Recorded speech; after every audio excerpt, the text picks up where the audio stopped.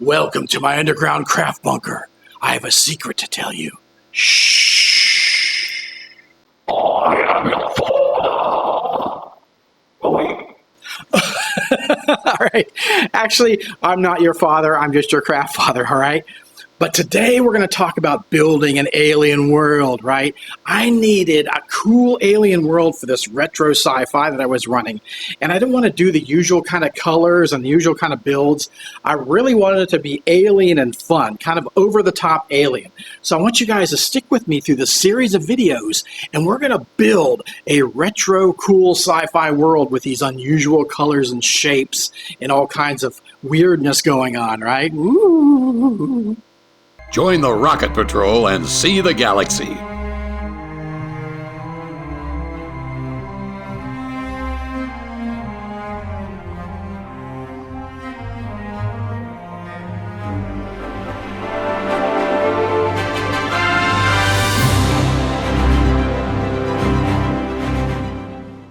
So my build for this alien planet was to make the things that I find important to run in games, okay? That doesn't mean necessarily ultra realistic, okay? And I'm going to explain my reasons why right here, right now. Modularity is very important to me. I want to be able to reconfigure the pieces to different scenes. And if you have one big, huge piece, you can't reconfigure that. So if you have a bunch of smaller pieces, it's much easier to make different scenes, and you don't have to worry about trying to store that huge piece. Another big consideration for my terrain is playability. This is such an important rule for terrain. You want players that are sitting at the table to be able to see over the terrain. You want models to be able to stand up on the terrain without falling over. So that's why you might not necessarily want to be ultra realistic every time with your terrain, because rocks don't make it easy for miniatures to stand on, right? Irregular rocks don't make it easy for that. But if you work the terrain if you work that playability into the design, then you're going to have a happy table, happy players, and you're going to be happy that the players can see everything and their miniatures aren't always falling over. And let's not leave aesthetics out of it, right? You want your terrain to look good, but you can still take the other considerations of all the other things that I've mentioned into that when you design the terrain. You want the terrain to look good. You want the terrain to evoke a feeling, and you want people to be, excited to play on this terrain. So that's always a consideration, but I always mix the three so I get terrain that really works at my table. And this alien planet build is going to fill that void, so to speak. Ooh. Here's the mat I made, and I really liked it because it had this texture on it, which is really cool. And I used the same colors as I used on the rest of the terrain, so let's lay this mat out. This is going to be the base for everything we sit down on the alien planet. And you can see it's a fairly thick piece of cloth that has like a backing on it, so that's really nice. It's lays flat because of that, so that's another cool aspect of this. And there we go, that's the base for our alien planet. To apply the various colors to the mat, I'm going to use a natural sponge, and it's great for getting kind of a varied stamp effect when you do this on the mat. And you can see I've got a bunch of colors laid here already, and later in the video when I tell you what colors I use to paint the hills, I'm going to show you all the colors I used on the mat. They're all the same colors, and so you just stampity-stamp that on there, and you get nice random patterns of the different colors on there. For today's episode, making the elevations, we're going to use extruded polystyrene XPS foam. And it's really tough, and that's good because we're going to beat the heck out of it. All right. I'm only using 1-inch thick foam because I want to control the height of the elevations, right? So it's much easier with the thinner pieces to make the size hills and elevations that you want. I got these fairly large pieces of XPS, and I'm going to have fun breaking them down as I get them ready to cut out with my hot wire foam factory tool. Hey! Hey!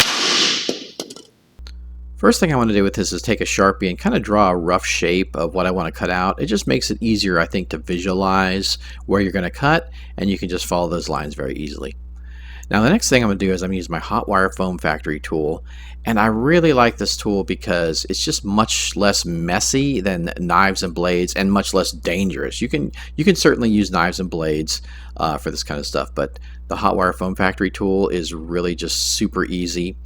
And you can see I have that black guard on it, which is an extra piece that comes with it. It keeps the two arms extended apart, which is a must-have with this tool. But then I'm just going to follow the line and kind of wiggle the tool, down the edge. And you don't want a straight surface because it's a natural object, right? You want kind of a rough, jagged surface to symbolize the rock, to make it look like rock. And I'll just go around and cut this whole thing out. And then I'll be ready for the next fun step. If you haven't seen me do this before, this is my quick and easy method to make texture in the foam. And so I just beat it essentially with the block. And you can see this is a piece of a broken cinder block. And you can see you just pound into it and you get all this great texture. And I'm not having to do anything, with extra tools or anything like that. You just beat it up with this thing and you get all kinds of cracks, and you got different elevations because you're pushing into the foam, and it's just easy and fun to do. Just be careful you don't smash your fingers or anything. And I like to wear a glove to make it less rough on my hands when I'm hitting it, but you can use the different edges to get different effects on the piece of styrofoam, like push into it a little bit, or make striations, that kind of thing. So you got really nice texture, and that's really going to be accented when we do our next step by spray painting it.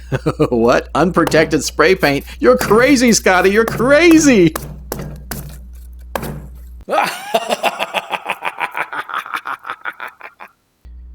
We have our piece in an overspray box, and I'm going to start hitting it with the flat black spray paint. And you want to make sure you have a nice open air area, or you have a mask on, a respirator. So we'll just start hitting it with the black spray paint. And you notice in certain parts I'm going to hit it more with the black spray paint. So that'll actually cause the foam to melt a little more. This is going to cause the foam to melt, and we're going to get a wonderful texture with this. Don't kill it too much, but the more you hit it in certain areas, the more it's going to kind of sink into the foam and give you just a really nice, interesting, varied texture. And you can see that texture coming out there as I add more spray. So we'll just let this dry, and I'll give you a nice close look at how cool this really looks. And there we go. Here's our piece dried and ready for paint. And I love all those kind of cracks and everything that they're riddling the surface. And that gives a nice look to your train. With we hardly did any work on this. We just cut it out and beat it up a little bit. And yeah, look how great and pitted and everything that looks. I've got a nice dollop of navy blue craft paint here, but I'm also going to mix it with some matte Mod Podge, and that'll give it some strength when this dries.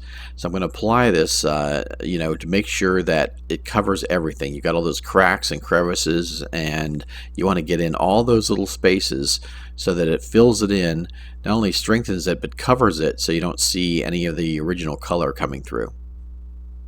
And first off, I'm going to use this aqua because I want it to be kind of an alien looking planet. Then I'm going to do this burnt sienna next, dry brush that on.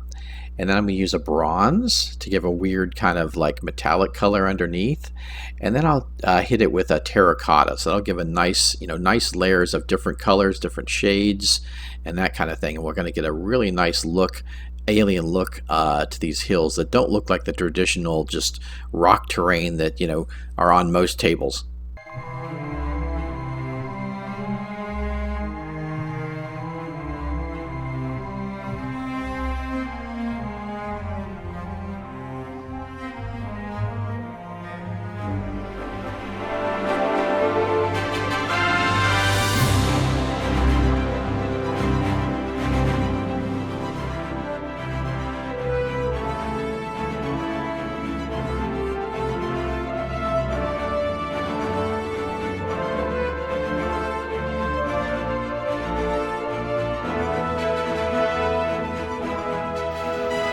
Whoa!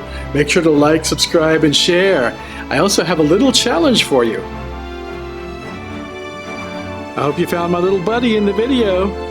He was hiding.